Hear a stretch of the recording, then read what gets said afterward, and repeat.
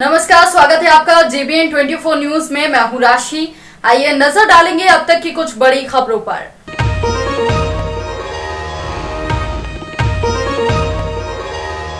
संत मत के ज्ञान को जन जन तक पहुंचाने के लिए महर्षि मेही ने गंभीर कष्ट सहे निराला सादगी पूर्ण तरीके से कोविड-19 के गाइडलाइन का 100% पालन करते हुए संत मंत सत्संग आश्रम मानगंज गोठ में पूज्य सुबोध बाबा के सानिध्य में मनाया गया 20वीं सदी के महान संत सदगुरु महेश्री मेही परमहंस महाराज की 137वीं जयंती समारोह था। कार्यक्रम में इस दौरान कई लोग मौजूद थे।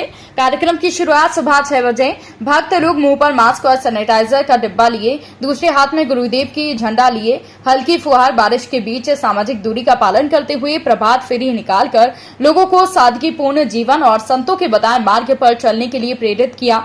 प्रभात फेरी आश्रम से निकलकर अंबेडकर चौक सजनी देवी स्मृति द्वार होते हुए प्राथमिक विद्यालय मानगंज तक गई और आश्रम में आकर गुरु महाराज के चित्र पर माल्यार्पण और पुष्पांजलि अर्पित की गई, प्रार्थना की गई। वर्तमान दौर में चल रहे महामारी से बचने के लिए गुरुदेव से प्रार्थना की गई। साथ ही लोगों को घर में रहकर सादगीपूर्ण तरीके से गुरुदेव की जयंती मनाने के लिए पूज्य सुबोध बाबा ने प्रेरित किया। सुबोध बाबा ने कहा कि हम लोग संत मत के अनुयायी हैं और गुरु महाराज ने कहा कि संत मत बिना गति नहीं, सुनो सकल देकान, जो चाहो उद्धार को बनो संत संतान।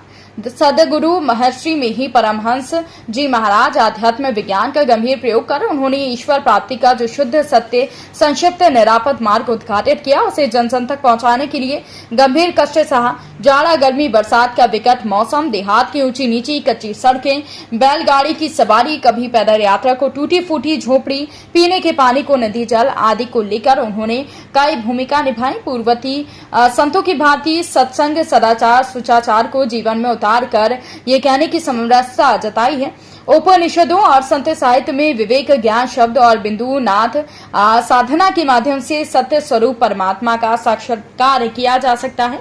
राष्ट्रीय युवा महासंघ के सौजन्य से आयोजित महर्षि मेही परमहंस जी महाराज की जन्म शताब्दी के मौके पर मुख्य रूप से पहुंचे राष्ट्रीय युवा महासंघ के अध्यक्ष इंजीनियर LK निराला ने कहा कि वर्तमान समय में महर्षि सभी के लिए प्रेरणा स्रोत हैं और उनका जीवन जनमानस के लिए समर्पित था। वो सदा लोगों की शांति का मार्ग अपनाने के लिए प्रेरित करते थे। महर्षि मेही परमहंस जी महात्मा परमात्मा की प्राप्ति के लिए एकांत साधना करते थे और उन्होंने संतुष्टि नहीं मिलने पर भागलपुर कृपा घाट के प्राकृतिक गुफा में साधना की और साक्षात्कार किया। कठिन तपस्या से इनका शरीर जर्जर हो गया था।